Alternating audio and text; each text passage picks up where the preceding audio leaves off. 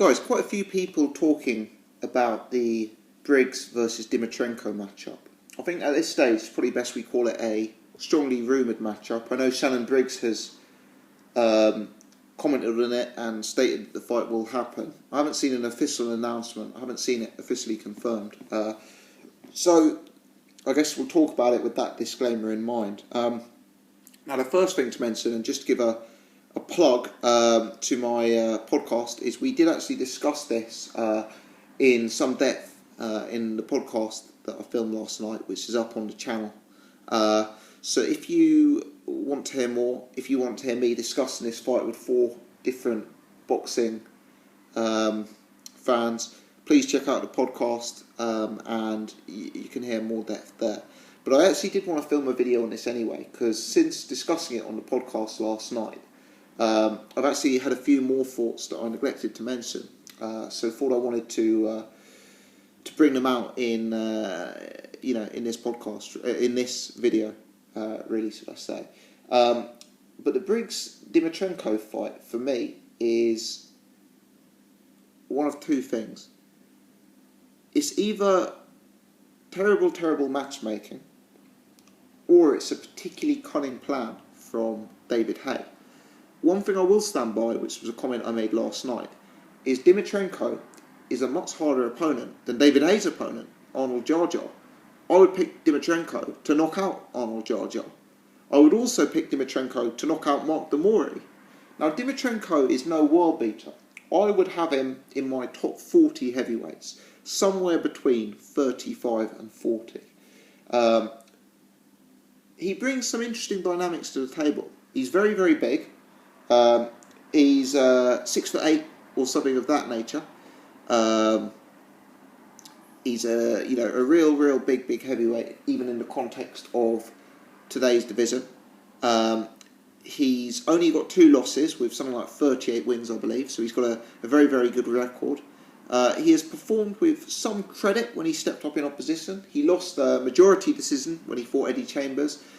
He did get stopped by Pulev, but he showed some chin in that fight. He didn't get completely knocked out, if I recall. He more sort of quit. He can punch a little bit. I guess all men of that size can. And he's not ancient. He's 33. So Dimitrenko's a live body in this fight. He's a 6'8" guy with several back-to-back wins, and he hasn't disgraced himself when he stepped up in level. Now, if you look at the wins on his record, that's the only area of concern. It's the names he's actually beaten. The best names out there are the likes of Michael Sprott, Ivica Perkovic. It's the kind of high-level journeyman types. There isn't a win on his record against someone like Shannon Briggs, actually. So it would be probably a career peak for Dimitrenko if he were to beat Shannon Briggs. Having said that, it would also be a career low for Dimitrenko if he were to lose to Shannon Briggs at this stage of Briggs' career when he's in his 40s.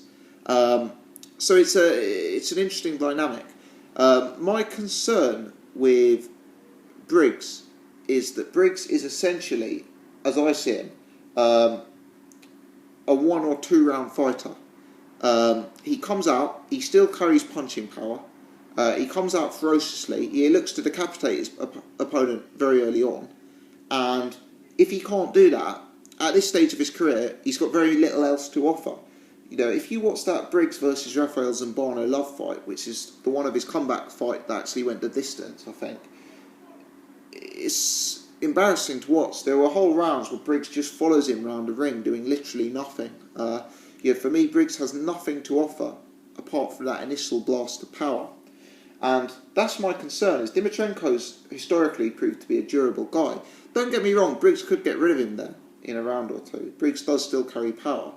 But if Dimitrenko's still there in rounds 3 or 4, I'd pick Dimitrenko to beat Briggs. In fact, on balance, based on what I know right now, if I had to make a firm commitment as to who to choose over a 10-round fight, I would choose Dimitrenko. Briggs is a lot smaller, and I think Dimitrenko could pick him off from range if he was to survive the first 2 rounds. And if I was in Dimitrenko's corner, I'd literally tell him to do nothing for the first 2 rounds. Just keep your defences very tight, be on your back foot, stay out of range, and then start to establish the jab in the third round, and Briggs will have very little to offer after that. So at first, when I looked at this fight, I thought it was very poor matchmaking. I thought the intention was for David Haye to fight Shannon Briggs in what would be a mega fight. Not in terms of being seen as a mega fight amongst the hardcore boxing community, not in terms of being seen as a mega fight in terms of the world rankings, but a mega fight in terms of the casual fan and the crossover. You know, Shannon Briggs has turned himself into a massive player in the UK scene with his antics. David Haye is clearly a major name.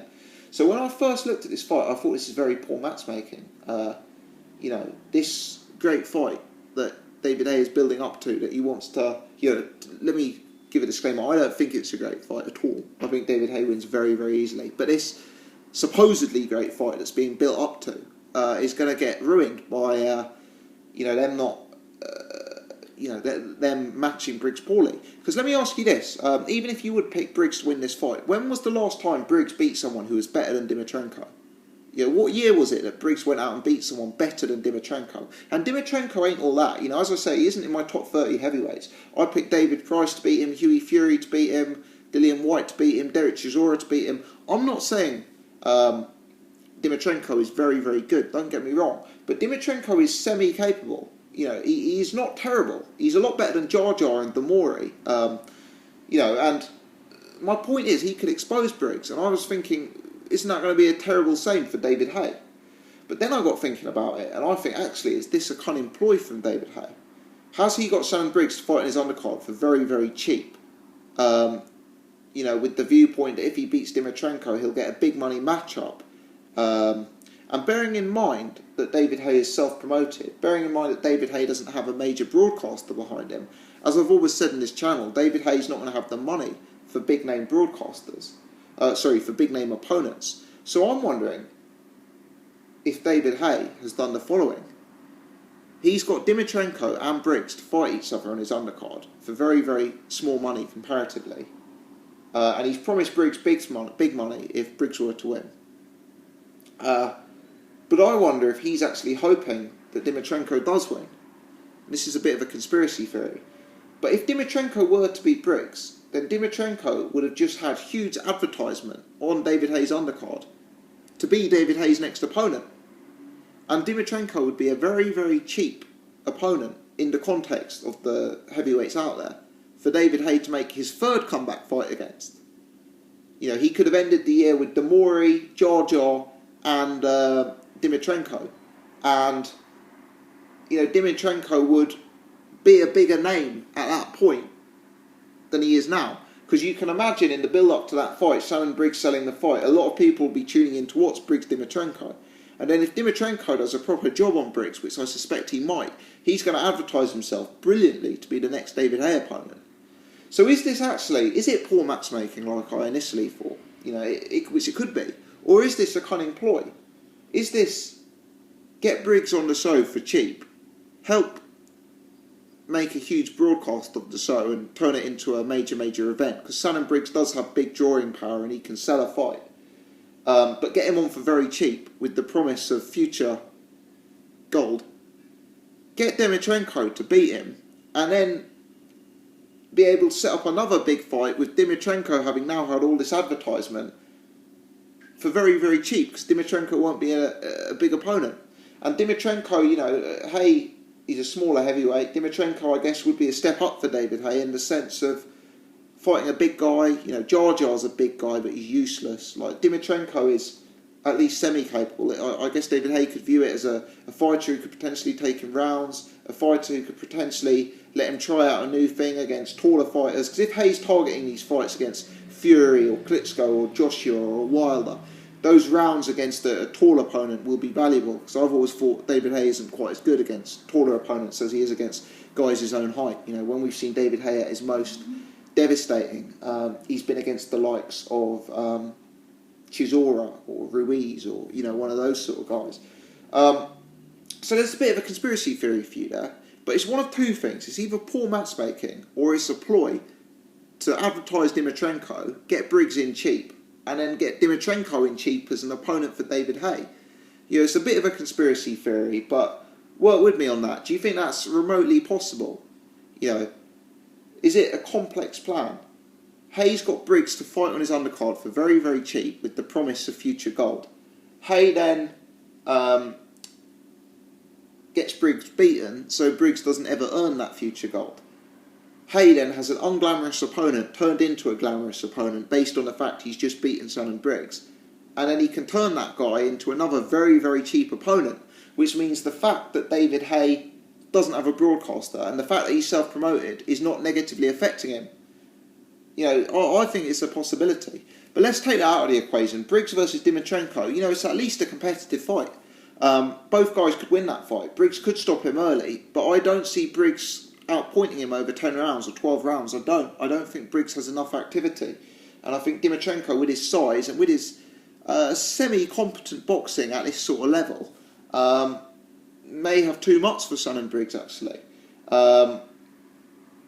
So it's actually a more competitive fight. It's probably going to be a more interesting fight than the main event, actually, Haye versus Jar Jar, which, for me, only goes beyond the first round if David Haye decides to carry him for a bit.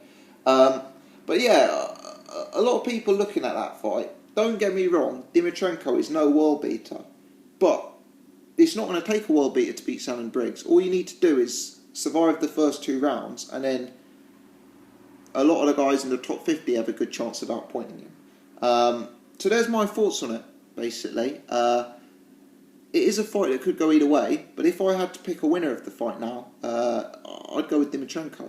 I'm keen to hear people's thoughts on this. Firstly, Briggs versus Dimitrenko, who wins? Secondly, have you any interest in seeing David Haye versus Dimitrenko? And thirdly, is this poor matchmaking? Or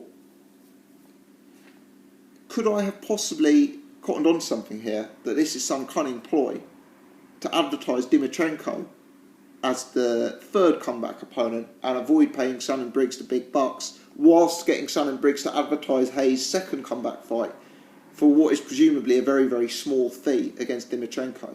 Let me know your thoughts, guys. I appreciate when David Haye's involved, there's always conspiracy theories, so maybe I'm barking up the wrong tree here, but I can't help thinking it doesn't quite add up. Let me know your thoughts. If you've enjoyed this video, please hit the thumbs up button. If you're new to the channel or you haven't subscribed before, please hit subscribe so you can check out my other videos. Thanks for watching, guys.